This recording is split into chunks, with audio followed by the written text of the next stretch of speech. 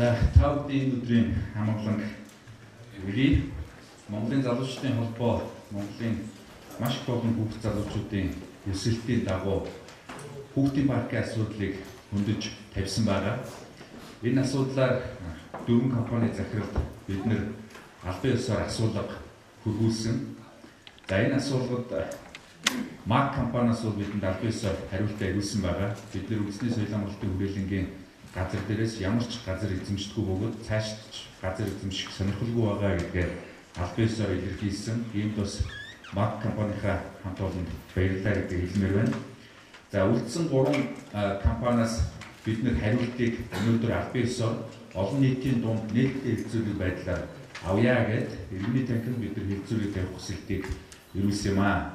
Ингээд иргэний танхимын хамт олон бидний хүсэлтийг хүлээн авч өнөөдөр биднийг энэ хүүхдийн паркын асуудлаар нээлттэй бие биенээ өөдөөдөөс харж агаад асуудлуудаа ярилцаад бүх мэдээлэлтэй ил толгох ийм боломжийг нээж өгч байгаа.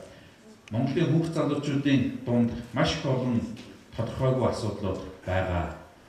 Парк нэгдүгээр хайрчваа. Парк өнөөдөр яагаад ийм жоохон байгаа юм бэ?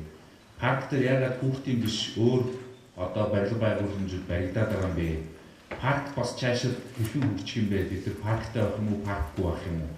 Тэр нь бидний хүүхд байхдаа тоглож өссөн парк маань бидний хүүхдэд бас адилхан үйлчлээд явах юм уу, явахгүй юм уу гэх мэтлэнгийн маш их олон асуултууд нээлттэй байгаа.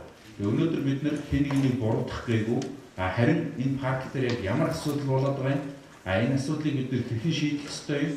Энэ бүгдэд харин хэн хариулт хэлэх ёстой бэ гэдэг энэ хариултыг нэхэж өнөөдрийн энэ хуралдааныг хийж байгаамаа. Өнөөдрийн хуралд паркийн асуудалтай ямар нэг байдлаар холбоотой байгаа бүхий талын хүмүүсийг бид нар аль болох оролцуулахыг хүссэн. Энэ хүмүүс маань бас залуучуудаа хөндлөж өнөөдөр энэ хэлэлцүүлэгт хүрэлцэн ирж орж байгаад нь зохион байгуулагчдын зүгээс баяртай байна. Ийм ч учраас өнөөдөр бүх талууд хүрэлцэн ирж чадсан учраас залуучуудын өмнө тулгамдаад байгаа асуудлуудад бүрэн хариултаа олж нэг талдаа гарнаа гэдэгт бас итгэлтэй байна. Магадгүй бид нар олон энэ асуудлаар цааш хэд хэдэн хэлэлцүүлгийг зохион байгуулж болно. Гэхдээ бид ямар ч үсэн эхлүүлэлээ асуудлыг цөөхөн монголчууд дундаа нээлттэй тавьж гад нээлттэй яриад нэг талд нь гаргаа шийдээд явъя гэдэг энэ санаачлаг байна. Ийм учраас энэ хүрэлцэн ирсэн бүхэл парктай холбоотой хүмүүс паркын төлөө сэтгэл санаа зовж байгаа залуучууд та бүхэндээ баярлалаа. Ингээд хэлэлцүүлгийг нээсний бидлээ.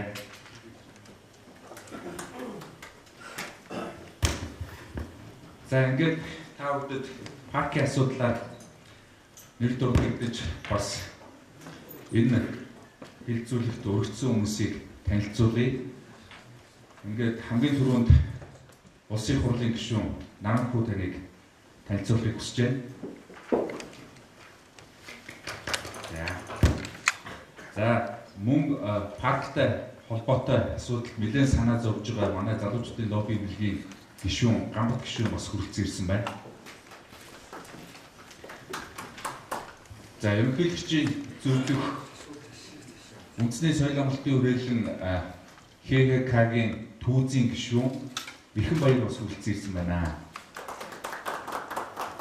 Ерөнхийлөгчийн зөвлөх зоогт бас мөн хүрэлцэн ирсэн байна. За нийслэлийг төлөөлж нийслэлийн газрын албаны дарга Бат сайхан хүрэлцэн ирсэн байна. Үндэсний соёлын амралтын хүрээлэн ХХК-г төлөөлж гүйцэтгэх захирал Батнягт хүрэлцэн ирсэн байна.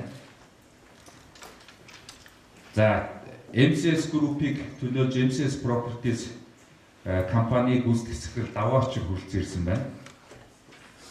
За Сөүл Group-ыг төлөөлж Сөүл Group-ийн зөвлөх Инхтүр хүрэлцэн ирсэн байна. За ингээд өнөөдрийн хэлэлцүүлгийг эхлүүлье. Тэгээд эхний ээжэнд бид бас энэ паркын авраг гэдэг хөдөлгөөн яагаад гараад ирвэ гэдэг талаар товчхон танилцуулъя.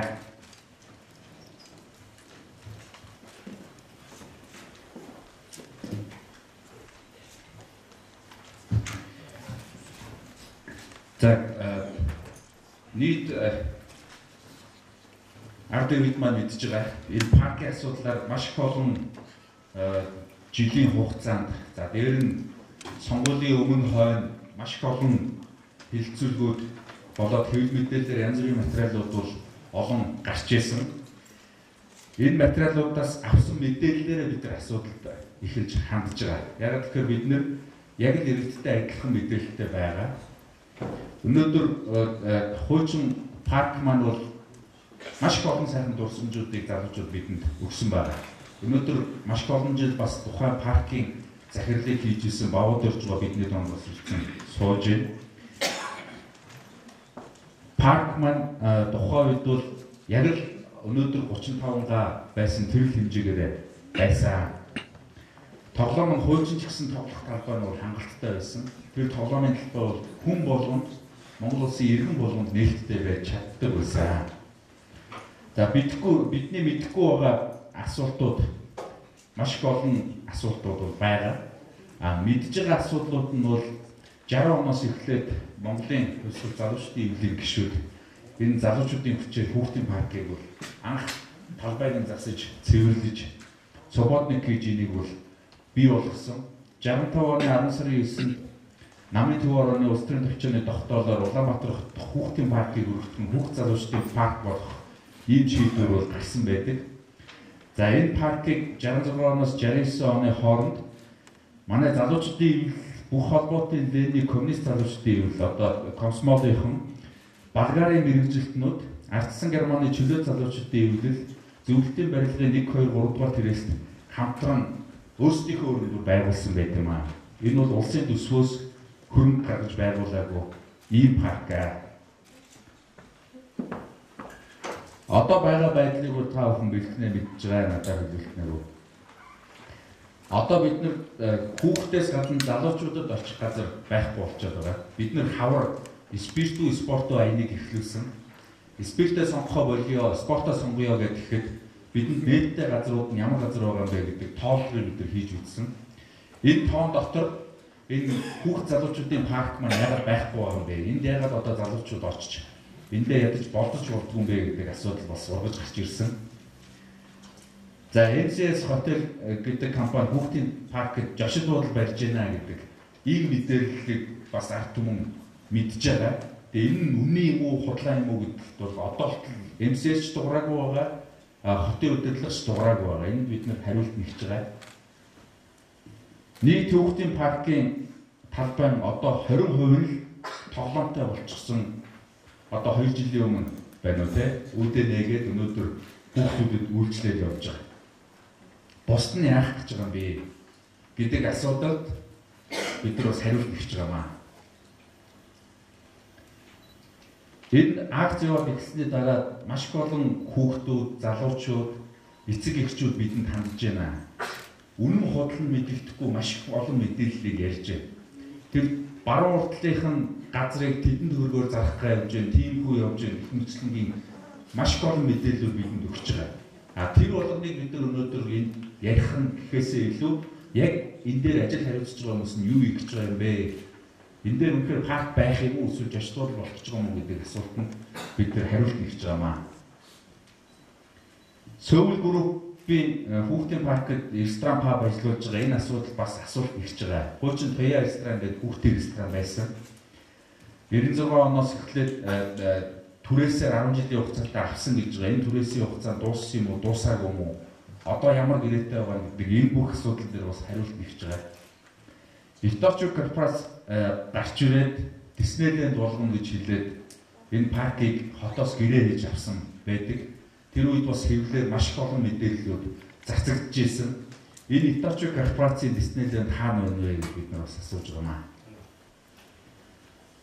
Бидэнд байгаа мэдээлэлээр хүрээлэн татан болох шийдвэрийг бол хотын мэр байсан энх дарга гаргасан байдаг. Бид нар энх даргыг бас өнөөдөр энэ хэлэлцүүлэгтээ өрсөн байгаа. Одоо төлөвлөгдөж байгаа зураг төслөөр энд ерөөсөө хүүхдийн парк харагдахгүй байна. Бизнес центр жашид буудал гэдэг л газрууд харагдаад байна. Хүүхдийн парк маань хайцсан юм бэ гэж бид нар асууж байна. Одоо маш их олон залуучууд Facebook, Twitter-т бидний хэлсэн хэлээгүй одоо маш их олон янзын поструудыг хийж тавиад ингээд явж байна.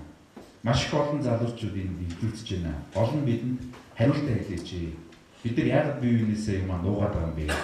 Энэ хүүхд залуучуудын парк байсан одоо цаашид бас юу болох юм бэ гэдэг юм бизнесийн хотын өдөрлөг бидэнд хэлж өгөөч.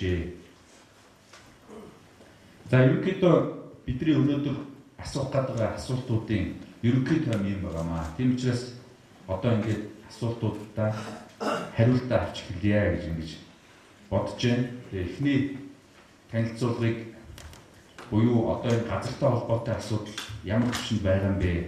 Энэ талаар Бат сайхан даргыг бидэнд танилцуулаач гэж хүсэж байна.